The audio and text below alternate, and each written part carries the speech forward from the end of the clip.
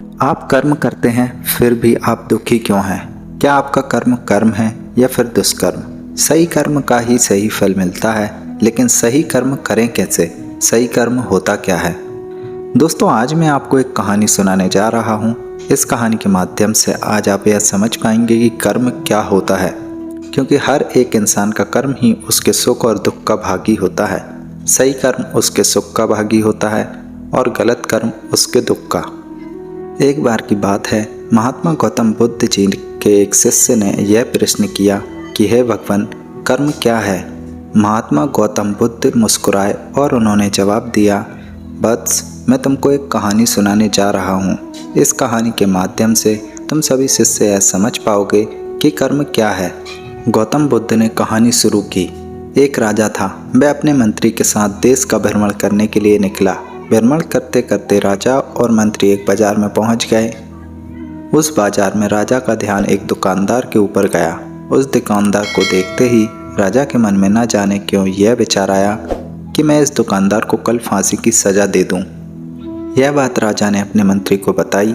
मंत्री कुछ बोले उससे पहले राजा उस दुकानदार के सामने से आगे निकल चुके थे और दूसरी बातें करने लगे थे। मंत्री बहुत ही चिंतित हो गया। यह बात समझ नहीं पा रहा था कि दुकानदार की आखिर गलती क्या है।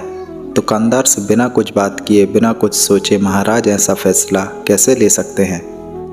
राजा और मंत्री भ्रमण करने के बाद राज दरबार वापस चले गए। मंत्री को रात भर नींद नहीं आई। सुबह जगने के बाद मंत्री एक साधारण प्रजा का रूप बनाकर उस दुकानदार के पास गया और उस दुकानदार से पूछा, तुम क्या बेचते हो? दुकानदार ने जवाब दिया, मैं चंदन की लकड़ी बेचता हूँ। फिर मंत्री आसपास के लोगों से दुकानदार के बारे में पूछना शुरू करते हैं। सब ने जवाब दिया कि दुकानदार किसी से बोलता नहीं है, हमेशा दुखी रहता है। मंत्री को बात समझ में आ गई। फिर मंत्री वापस दुकानदार के पास गया और दुकानदार से पूछा, तुम दुखी क्यों रहते हो? दुकानदार ने बताया, मैं दुखी इसलिए रहता हूँ क्योंकि मेरे दुकान पर लोग आते हैं, चंदन की लकड़ियाँ सूंघते हैं और बोलते हैं बहुत ही सुंदर है, बहुत ही अच्छी महक आ रही है, लेकिन कोई खरीदता नहीं है, इसलिए मैं बहुत दुखी रहता हूँ। मंत्री दुकानदार की बात सुनकर खुद भी भाव विभोर हो गया। कोई भी दुकानदार दुखी क्यों ना हो अगर उसके दुकान का कोई भी सामान खरीदा ना जाए, जबकि सामान में कोई कमी ना हो।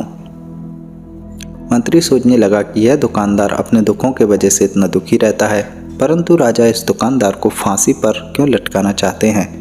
अर्थात राजा के मन में आए हुए विचार का उत्तर अभी तक मंत्री को नहीं मिला था। मंत्री ने फिर दुकानदार से पूछा, भाई, तब तुम क्या करोगे अगर तुम्हारी दुकान की सारी चंदन की लकड़ियां ऐसी ही रखी की रखी रह जाएं तो? दुकानदार ने गुस्से भाव में बोला, हाँ मैं जानता हूँ मेरी चंदन की लकड़ियां ऐसी ही रखी रह जाएंगी, कोई नहीं खरीदेगा, इसलिए मैं सोचता हूँ कि हमारे देश का राजा जल्दी से मर जाए। अगर वह जल्दी से मर जाता तो मैं उस राज दरबार में उस राजा के दाह संस्कार के लिए अपनी चंदन की लकड़ी देता, जिससे मुझे कुछ पैसे मिल जाते और इस बाजार के अलावा बाकी के लोगों को भी मेरे चंदन की लकड़ी के बारे में पता चलता, तो फिर शायद कुछ ना कुछ लोग मेरी दुकान से ज़रूर खरीदने आते। मंत्री दुकानदार की बात सुनकर सब कुछ समझ गया और उसके मन में एक विचार आया। मंत्री ने दुकानदार से चंदन की कुछ लकड़ियाँ खरीदी। इस खरीदारी से दुकानदार को कुछ पैसे भी मिल गए और वह थोड़ा खुश भी हो गया। मंत्री चंदन की लकड़ियों को लेकर वापस राज दरबार चला आया। राज दरबार पहुंचकर मंत्री ने उन चंदन की लकड़ियों को राजा के समक्ष रख दिया और बोला कि हे राजन, ये चंदन की लकड़ी उस दुकानदार ने आपको भेंट की है जिस दुकानदार को आप फांसी देने का सोच रहे थे। राजा उन चंदन की लकड़ी को सूंघने के बाद बड़े ही प्रसन्न हुए। उन्होंने कहा, यह चंदन की लकड़ियाँ बहुत ही ज़्यादा खुशबूदार हैं। दुकानदार के इस अनोखे भेंट से राजा बहुत खुश हुए और मंत्री को कुछ स्वर्ण मुद्राएं दी और बोले कि जाओ दुकानदार को ये स्वर्ण मुद्राएं इनाम में दे दी जाए, और जब कभी भी चंदन की लकड़ी की ज़रूरत पड़ेगी तो राजमहल में चंदन की लकड़ी उसी की दुकान से ली जाएगी। मंत्री जी मुस्कुराने लगे तथा यह सोचने लगे कि अब तो राजा के मन में उस दुकानदार को फांसी देने का विचार आ ही नहीं सकता, क्योंकि अब तो हमेशा राज दरबार के लिए चंदन की लकड़ियों का इंतजाम उसी दुकानदार के द्वारा होगा। मंत्री स्वर्ण मुद्राओं को लेकर वापस दुकानदार की तरफ चल दिए। इधर राजा इस विचार में पड़ गए कि वह दुकानदार तो बड़ा ही अच्छा इंसान है। जिस वक्त मैं उसके बारे में यह सोच रहा था कि मैं कल इसको फांसी दे दूंगा, तब शायद उसके मन में उस समय यह विचार चल रहा था कि राजन पहली बार मेरी दुकान के सामने आए हैं, क्यों ना मैं उनको अपनी सुंदर खुशबूदार लकड़ियाँ भेंट करूं। और आज उसने मुझे भेंट भी किया। बेवजह ही मैं उसको फांसी देने के बारे में सोच रहा था।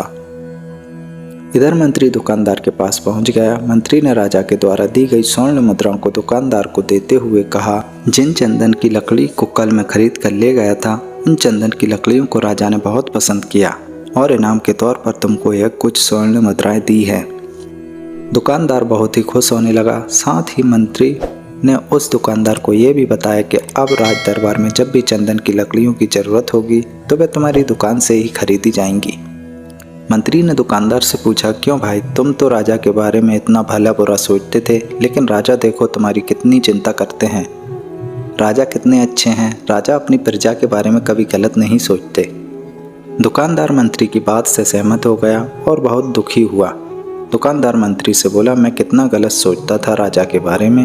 राजा तो बड़े ही अच्छे हैं, बड़े ही भले राजा हैं। भगवान करे कि राजा को बहुत लंबी आयु मिले। यह बात सुनकर मंत्री भी बहुत खुश हुआ। फिर मंत्री वहां से वापस राज दरबार को चला गया और यहीं पर महात्मा गौतम बुद्ध अपनी कहानी समाप्त करते हैं और अपने शिष्यों से पूछते हैं कि बताओ अब कर्म क्या है। तब उनके शिष्यों ने कहा, कर्म बोले हुए शब्द हैं। किसी शिष्य ने कहा कर्म वाणी है, किसी ने कहा कर्म सोच है, तो किसी ने कहा कर्म भावना है, वगैरह वगैरह।